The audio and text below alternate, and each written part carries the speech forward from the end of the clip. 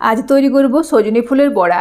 সেজন্য আমি এখানে বেশ খানিকটা পরিমাণে সজনে ফুল পরিষ্কার করে বেছে ধুয়ে একটা বড় পাত্রের মধ্যে ঢেলে দিচ্ছি। তারপর এর মধ্যে দেব পরিমাণ মতো বেসন, চালের গুঁড়ো। এখানে যতটা বেসন তার অর্ধেক পরিমাণে চালের গুঁড়ো নিতে হবে। আর দিলাম পরিমাণ মতো লবণ, সামান্য হলুদের গুঁড়ো, অল্প লঙ্কার গুঁড়ো, অল্প কালো জিরে, 1 চামচ পোস্ত আর দিচ্ছি পরিমাণ মতো কাঁচা লঙ্কা কুচি। তারপর সমস্ত কিছু খুব ভালোভাবে মেখে নেব। এবার একটা ঢাকনা চাপা দিয়ে 30 মিনিট ঢেকে রাখবো। 30 মিনিট পর আমি আবারও ভালোভাবে মেখে নিচ্ছি। তারপর হাতের মুঠোর সাহায্যে গোল করে চ্যাপ্টা করে নেব। এইভাবে সমস্ত সজনে ফুলের বড়াগুলোকে প্রথমে তৈরি করে নিলাম। তারপর এগুলোকে গরম তেলের মধ্যে ছেড়ে দিচ্ছি। মিডিয়াম আঁচে বারবার উল্টে পাল্টে বড়াগুলোকে লাল লাল করে ভেজে নেব। এই দেখুন বড়াগুলো আমার তৈরি হয়ে গেছে। এবার এগুলোকে তেল থেকে ছেঁকে একটা পাত্রের মধ্যে তুলে রাখছি।